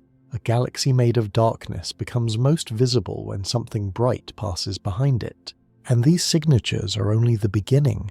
To truly map dark galaxies, astronomers must push deeper into statistical anomalies, large-scale clustering, and the strange motions of galaxies that orbit companions that seemingly aren't there. Another way dark galaxies reveal themselves is through the motion of their neighbours. In some galaxy groups, astronomers find luminous systems being pulled or accelerated by something massive, yet no visible companion exists. The velocities do not match the observable matter. The gravitational influence is unmistakable, but the source is invisible. These mismatched motions act like cosmic footprints suggesting a hidden object large enough to alter entire orbital paths. Sometimes the only explanation that fits the data is a galaxy made almost entirely of dark matter. Large-scale surveys provide a different kind of evidence. When astronomers map the distribution of galaxies across cosmic filaments, they occasionally detect regions where the gravitational field seems too strong for the amount of visible matter present. These mass overdensities are gravitational anchors without corresponding luminous components, silent nodes where dark galaxies may cluster in groups or pairs. By analysing how galaxies flow through these regions, scientists can estimate the hidden mass shaping the landscape, uncovering structures that emit no light, but sculpt the cosmic web nonetheless. Statistical signatures add another layer of detection. In massive galaxy clusters, gravitational lensing maps often reveal concentrations of mass that do not line up with any visible object. These mismatches are subtle but persistent, and many appear too compact to be explained by diffuse dark matter alone. Some may be individual halos, dark galaxies embedded inside cluster environments, interacting gravitationally even while remaining optically invisible. In some cases, these halos show signs of tidal distortion, or stripping, hinting at a complex life cycle entirely hidden from camera sensors. But the challenge grows sharper as we attempt to distinguish a truly dark galaxy from other possibilities. Is it an ultra-faint dwarf we simply cannot resolve? A gas cloud on the verge of collapse? A tidal remnant from an ancient galactic encounter? Or is it genuinely a galaxy where star formation never ignited at all? Without light to guide us, every answer must be teased out through model simulations and the gravitational grammar written into the motions of other objects. The universe hides its dark structures well, and even with modern tools, certainty is rare. This is why the next generation of observatories matters so deeply. Radio arrays capable of tracing cold hydrogen with unprecedented precision.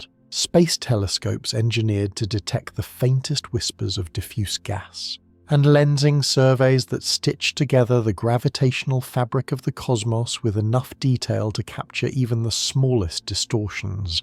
Each advancement pulls one more thread from the invisible tapestry, revealing structures that once seemed beyond our reach. The deeper we push into the search for dark galaxies, the more the universe reminds us that visibility is not the same as existence. Even with our most advanced instruments, we're still chasing gravitational silhouettes, shapes defined not by the light they emit, but by the distortions they imprint on the cosmos around them. What we observe is never the object itself, but the effect of its presence. The bending of space-time, the drifting of gas, the odd motion of a neighbouring galaxy caught in an unseen pull. It is astronomy practiced through shadows, an investigation built on the faintest traces left behind by invisible giants. And yet each detection, whether through hydrogen mapping, lensing irregularities, or unexplained accelerations, narrows the margin of uncertainty. Piece by piece, the dark universe becomes less abstract. We begin to discern where these galaxies hide, how they cluster, and how many of them populate the cosmic web. But the question that brought us here remains unanswered. If a dark galaxy can shelter stable environments for billions of years, and if planets or subsurface oceans can survive within those environments, how could we ever detect life living inside something that emits no light at all? This is where astronomy meets philosophy. Not in speculation, but in humility. Because to search for life in dark galaxies is to confront the limits of our senses and our tools. It forces us to imagine forms of existence that may never reveal themselves through the signals we expect. It asks whether our definition of habitability has been shaped too heavily by the luminous universe we inhabit.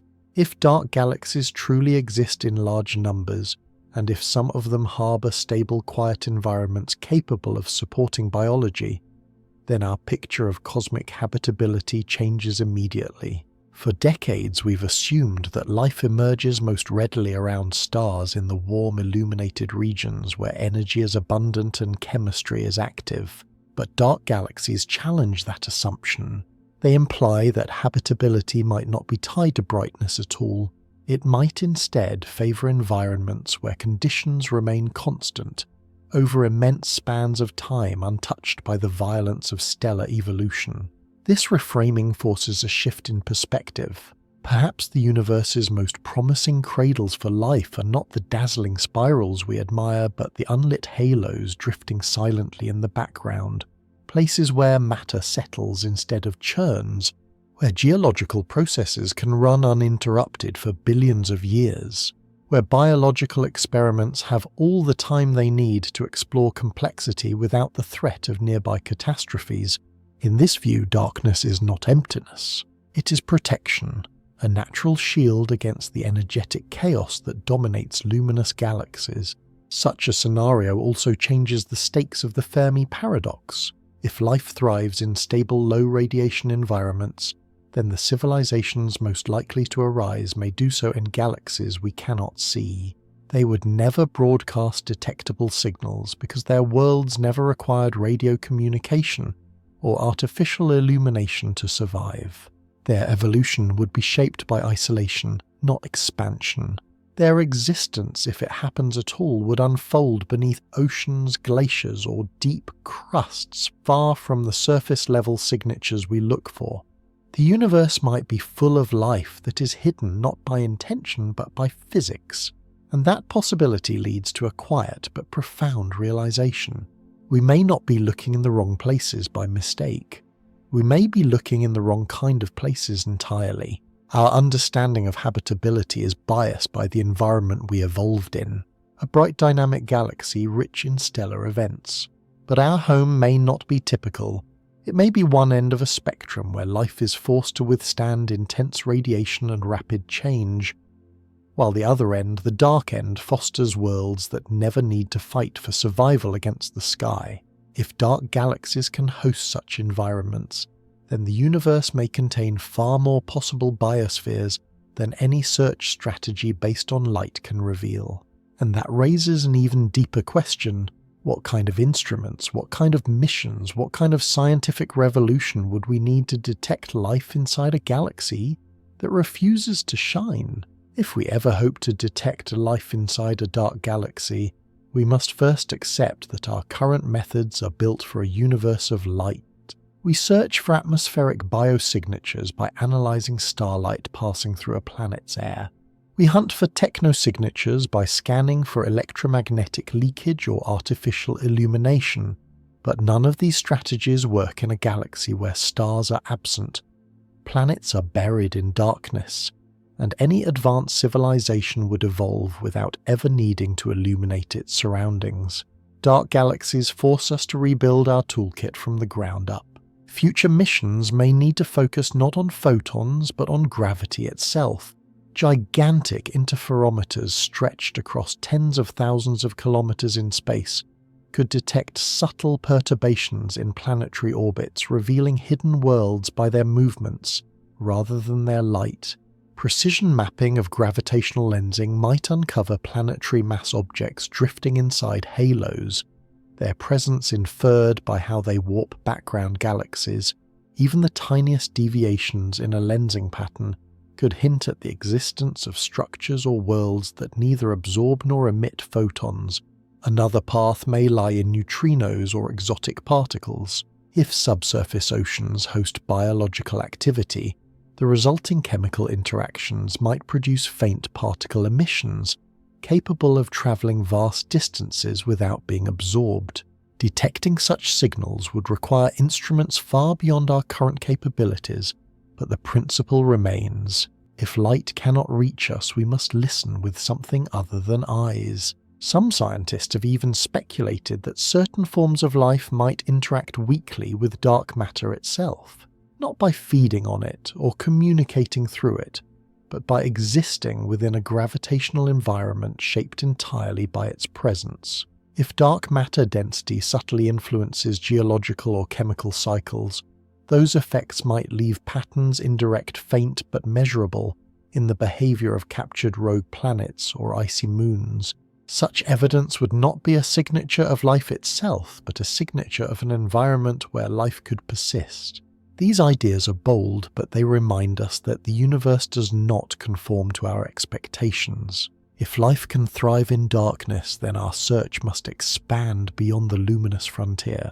It must reach into regions where evolution unfolds in silence, and where the greatest biological stories may never cast a single ray of light into the cosmic ocean.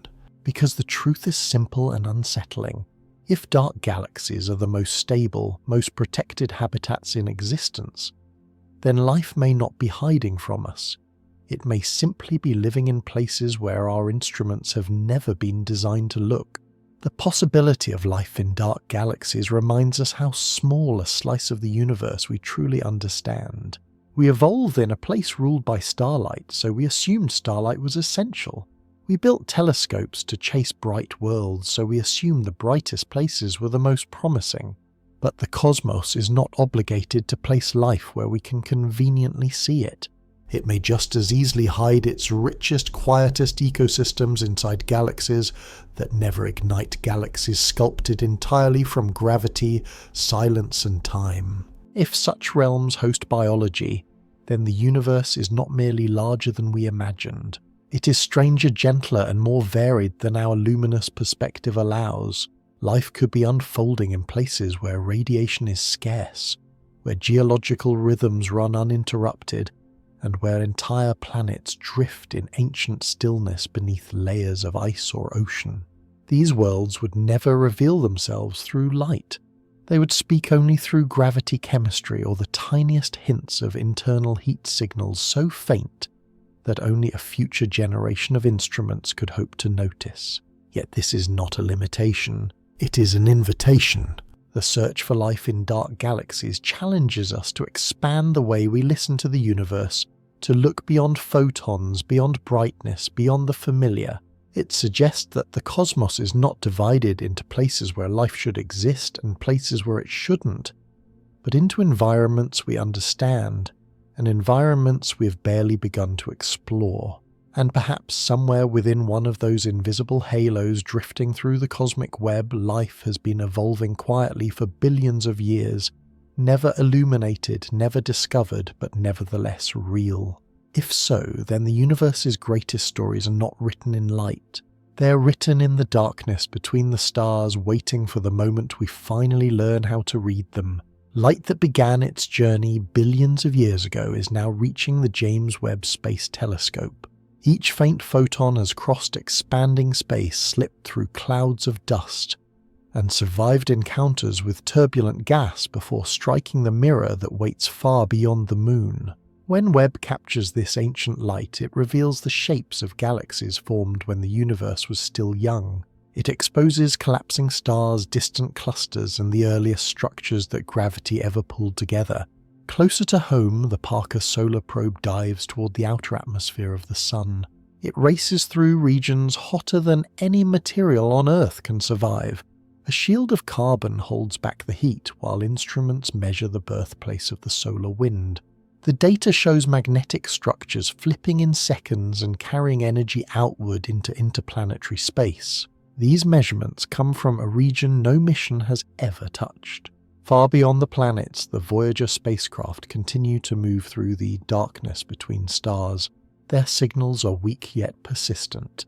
They record patterns in the interstellar medium and trace how the heliosphere fades into the surrounding galaxy. On Earth orbit the Hubble Space Telescope still returns images with clarity earned through precision repairs in space. Its long record forms a bridge between the first generation of observatories and the newest. Finally, a small lander named Philae once touched the surface of a comet that formed before the planets. It transmitted chemical signatures that match the building blocks found in meteorites and prebiotic samples. These clues link the distant past of the solar system with the conditions that shaped young Earth. These missions do not tell separate stories. They form a single, expanding account of a universe revealed by machines we have placed throughout space. And the light continues to arrive. The James Webb Space Telescope begins with a mirror built to collect the faintest light the universe can offer. Its 18 hexagonal segments form a surface larger than any optical instrument ever placed in space. Engineers shaped each piece with microscopic accuracy, so that when combined, the mirror could bend long wavelength infrared light into a single sharp image. To reach this configuration, the mirror had to fold inside the launch vehicle. Once in orbit, it unfolded through a sequence of carefully timed motions. Each hinge and actuator positioned the segments with precision measured in tiny fractions of a millimeter. Infrared light is essential because the earliest galaxies emit wavelengths stretched by the expansion of the universe.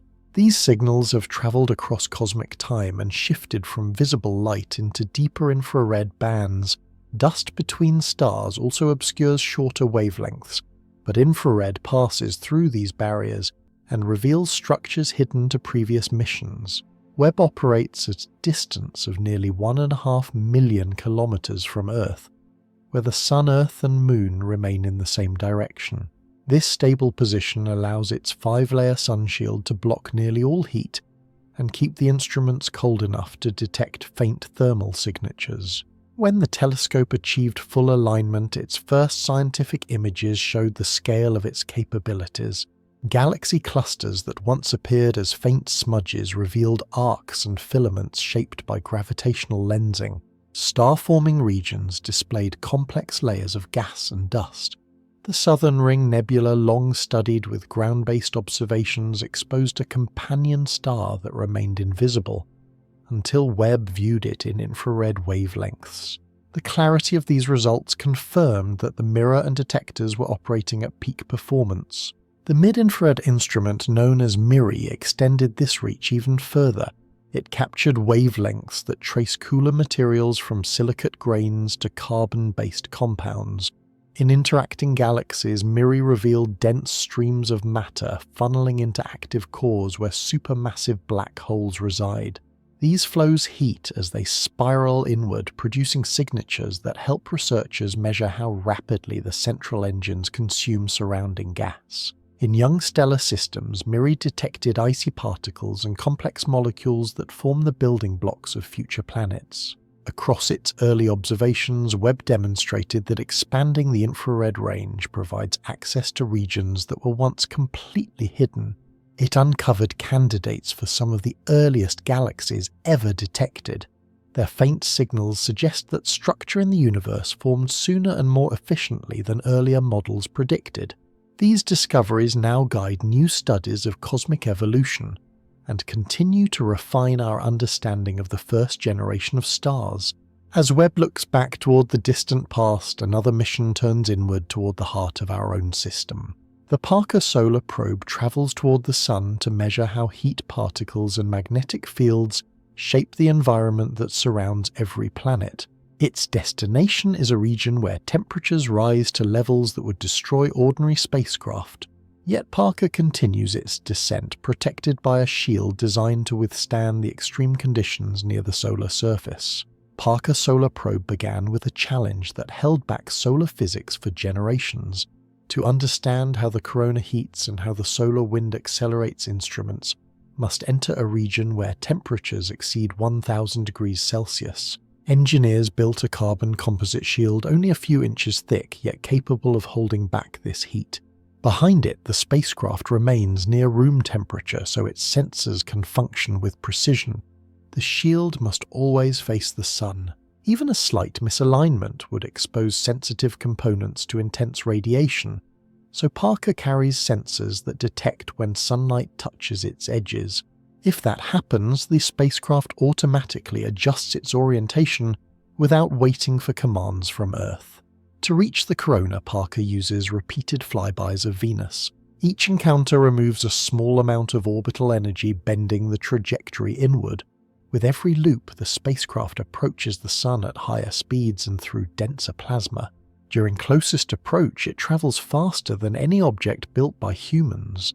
Communication becomes impossible while Parker moves behind the Sun, so the spacecraft stores its measurements until it emerges.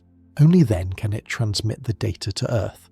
The first orbits delivered signatures that no previous mission had recorded. Instruments detected abrupt reversals in the magnetic field where the orientation flipped in seconds. These structures, named switchbacks, carried streams of energy that propagated through the solar wind. Their shape and behavior suggest that magnetic waves rising from the lower corona fold back on themselves as they move outward. This process transfers momentum to surrounding particles and may provide a major source of acceleration for the wind that fills the heliosphere. As Parker dives deeper with each orbit, it traces how plasma density, temperature, and magnetic fluctuations evolve near the Sun. These measurements refine models of how solar activity influences space weather and help researchers predict disturbances that could affect satellites and electrical systems on Earth. The mission continues to move closer toward the corona, adding new layers of detail about a region that has shaped the environment of the solar system for billions of years. While Parker uncovers the behavior of our star, the Voyager spacecraft remain focused on the opposite frontier.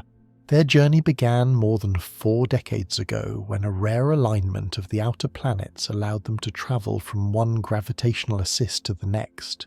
Voyager 1 and Voyager 2 captured the first close images of Jupiter's storms, Saturn's rings, Uranus's tilted magnetic field, and Neptune's dynamic atmosphere.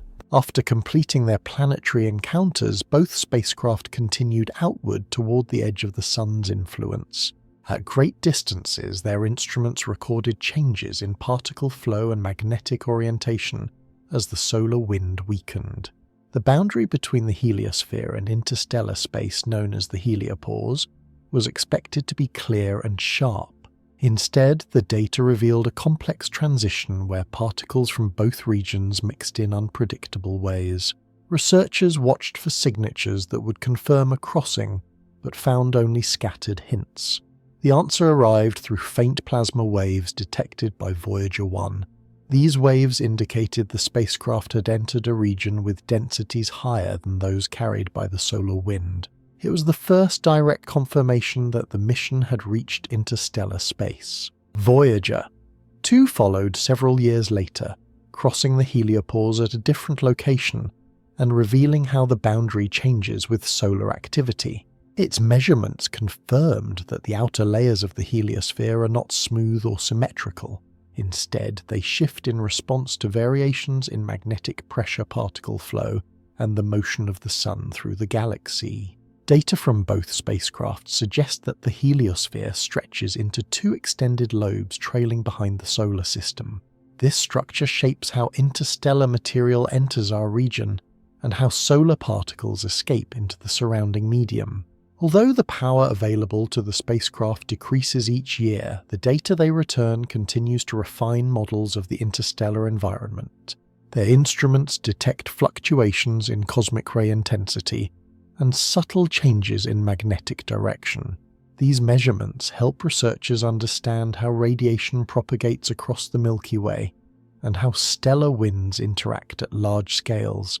As long as the spacecraft have enough energy to operate their transmitters, they will keep sending signals that describe regions no other mission has visited. While Voyager expands our reach into the galaxy, the Hubble Space Telescope remains in Earth orbit and continues to play a central role in modern astronomy. Its launch marked the beginning of a new era in space-based observation. Yet the mission faced immediate difficulty when its primary mirror produced images that were far less sharp than expected.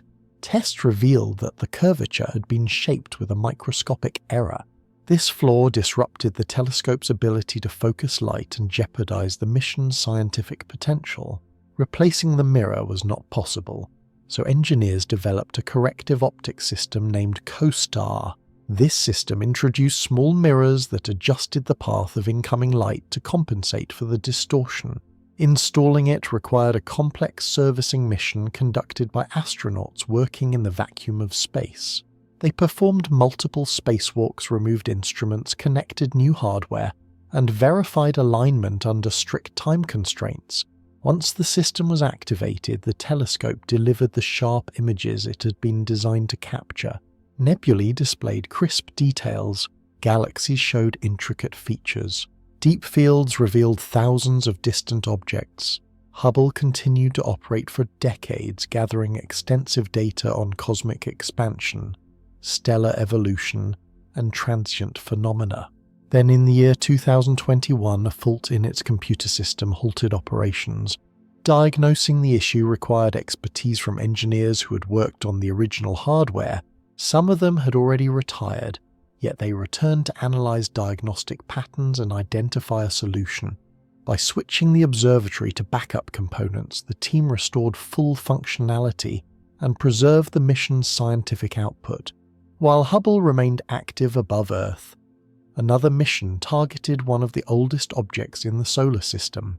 The European Space Agency's Rosetta spacecraft set out to study a comet that formed before the planets. To reach it, Rosetta followed a decade-long trajectory shaped by gravity assists and long periods of hibernation. When the spacecraft awakened near its target, it prepared to deploy a small lander named Philae to the surface of the comet. As Rosetta approached the comet, the nucleus revealed a shape that surprised the science team. It consisted of two connected lobes carved by uneven erosion and ancient impacts. Steep cliffs rose above smooth plateaus. Dust settled in sheltered depressions. Jets of gas erupted from shadowed regions as sunlight warmed pockets of volatile material. Mapping this landscape required precise tracking of rotation, illumination, and surface activity. The team studied slopes and shadow patterns to locate a region where the Philae lander could reach solid ground and receive enough sunlight to recharge its solar panels. The descent began when Philae separated from Rosetta and drifted toward the comet with no atmosphere to slow its fall. Anchoring harpoons were designed to fire at touchdown and secure the lander. However, the system did not activate. Instead of settling, Philae bounced from the surface. In the comet's weak gravity, the lander rose hundreds of meters before descending again. A second bounce carried it into a darker region where sunlight arrived only briefly each day. This limited the energy available for the instruments and reduced the duration of surface operations. Despite the difficult conditions, Philae conducted its science sequence while its primary battery lasted. It sampled dust, examined grains at microscopic scales, and detected organic molecules including carbon-bearing compounds and amino acid precursors. These findings match signatures observed in meteorites and supported the view that comets carry the ingredients that may have played a role in shaping early planetary environments. The data also revealed how ices and refractory materials mix within the comet's shallow layers. While Philae worked from its shaded location, Rosetta continued to orbit and document the comet's behavior.